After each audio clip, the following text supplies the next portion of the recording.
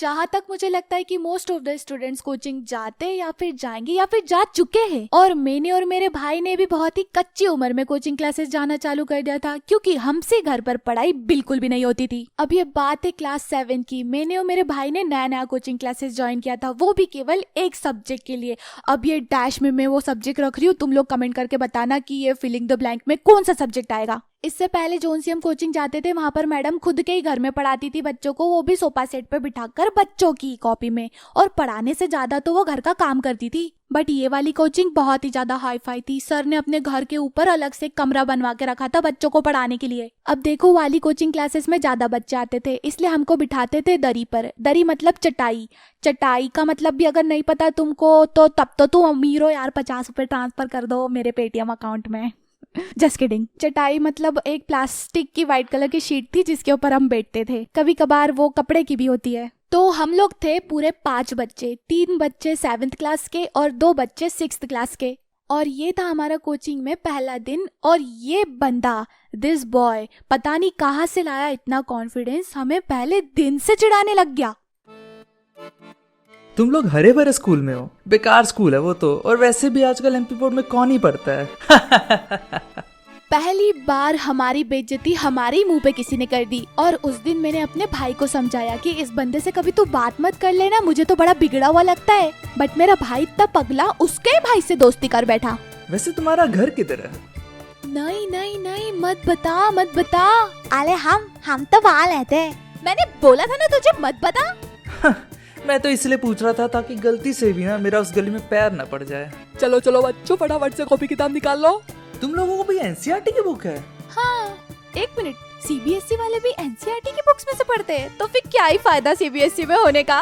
बड़ा आया सीबीएसई वाला, मेरे से पंगा नहीं लेने का। फाइनली मैंने भी अपना रिवेंज ले लिया और यहाँ से चालू हुआ हमारा 36 का आंकड़ा।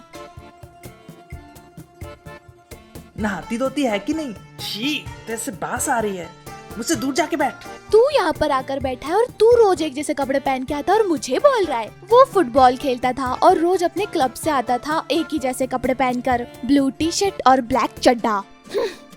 ऐसे क्या देख रही है, नजर लगाएगी क्या? है, ज्यादा नहीं हो रहा तेरा? ब्रश नहीं करती क्या तू? स्टूपिड। एक दूसरे की बेइज्जती करने में उसने मुझे एक चीज सिखाई थी कि अगर तुम्हें कोई घूर घूर के देख रहा है और तुम्हें वो चीज पसंद नहीं आ रही है तो तुम उसको डायरेक्टली बोलो कि क्या हुआ भाई, क्या हो गया, बोल अभी बोल। इसका मतलब तुमने उसे रंगे हाथों पकड़ लिया है तुम्हें घूरते हुए। और उस टाइम पे जो एम्बैरेसमेंट होता है वो अलग ही लेवल का होता है। अब मैं रोज कोचिंग सोच के जाती थी कि मैं ऐसा क्या बोल दूं कि जिससे कि ये चिढ़ जाए, बट ये बंदा चिढ़ता ही नहीं था और इसकी छोटी से छोटी बात पे मैं चिढ़ जाती थी और फट जाती थी लाइक अ बॉम्ब।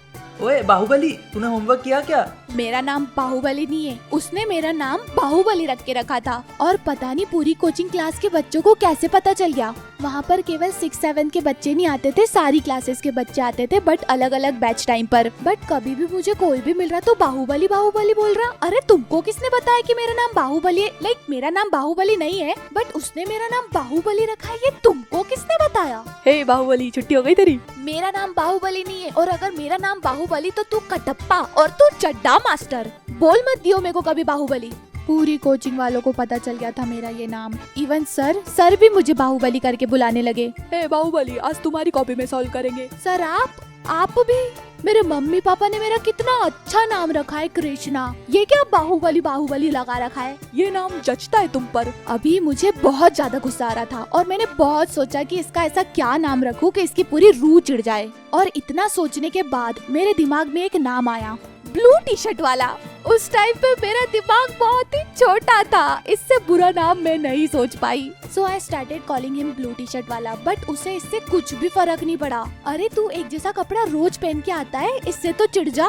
तब मुझे उसके छोटे भाई ने बताया कि वो केवल एक नाम से चिढ़ता है, लेकिन वो नाम है क्या वो नहीं बताया। उसकी मम्मी उसे उस नाम से चिढ़ाती थी। उस टाइम पर मेरी एक बेस्टी थी जिसकी मम्मी का ब्यूटी पार्लर था और उसकी मम्मी के ब्यूटी पार्लर में इस बंदे की मम्मी जाती थी। मतलब कनेक्शन देख रहे हो? ये बात मैंने अपनी बेस्टी को बताई और उसने मुझे बोला कि मैं लाके दूंगी तुझे नाम, और उसने मुझे नाम लाके दिया। उसकी मम्मी उसे चप्टू बुलाती थी, चप्टू।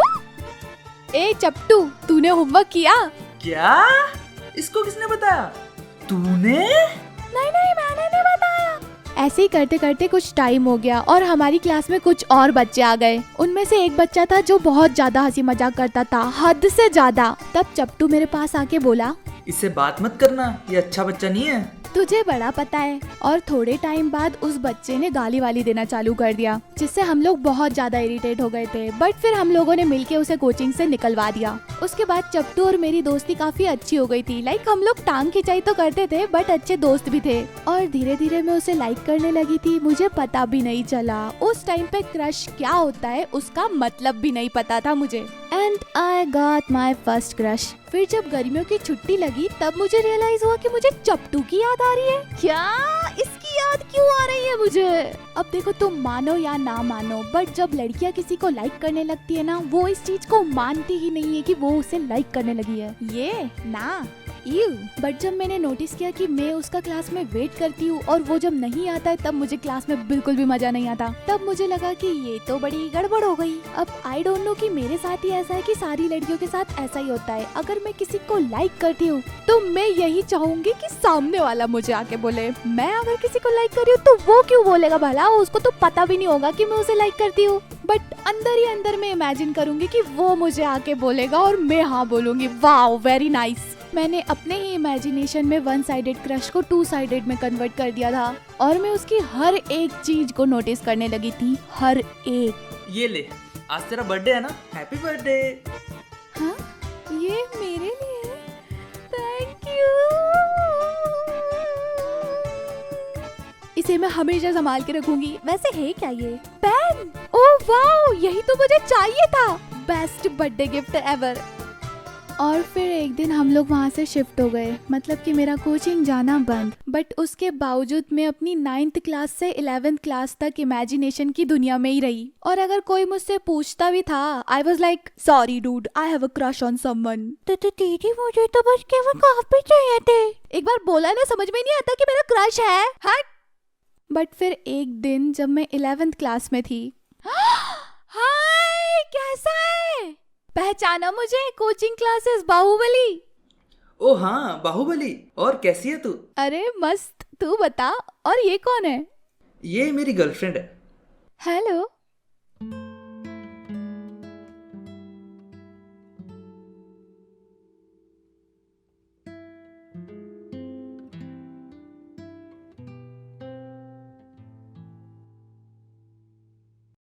पहले बता देता तो मेरा इतना टाइम वेस्ट नहीं होता।